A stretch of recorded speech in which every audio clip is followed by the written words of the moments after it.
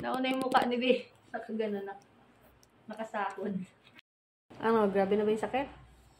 No, wala pala po. Pero anong mga nararamdaman mo na? Pag nahilap, sobra. Sobrang sakit na. Malapit na yan eh. Nag-8 cm na po. 8 cm na. Ang height ko sa kanya. So, gaya ng sabi ko, yung tamang paghinga. Malapit na yan. Konting tiis na lang.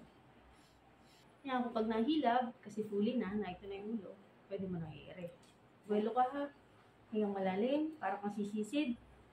Pag nahilab at nasakit, dagis, para kang mga jebs. Hila dyan sa hita, ha?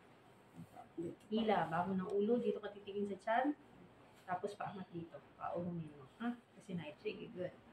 Sige, diretso na yun. Huwag mo pabawiin. Very good. Sige, dukso.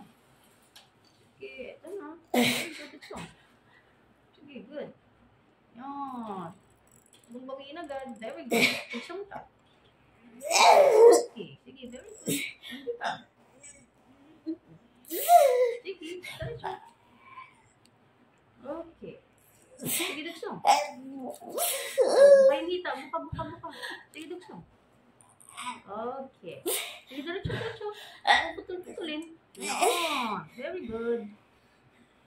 Mulo. Ito yung mukha ni baby, oh. Kita niyo. Diretso. Eri mo. Sige, diretso. Okay.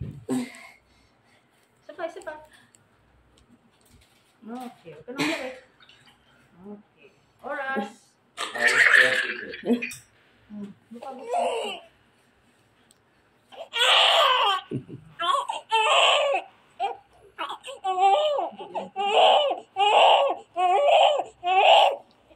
Thank you, Lord. Ano oras? 5:33. Thank you, Lord. It's a baby boy. Confused. Yan, it's a baby boy, oh. Nakatihaya. Kita niyo yung mukha kanina.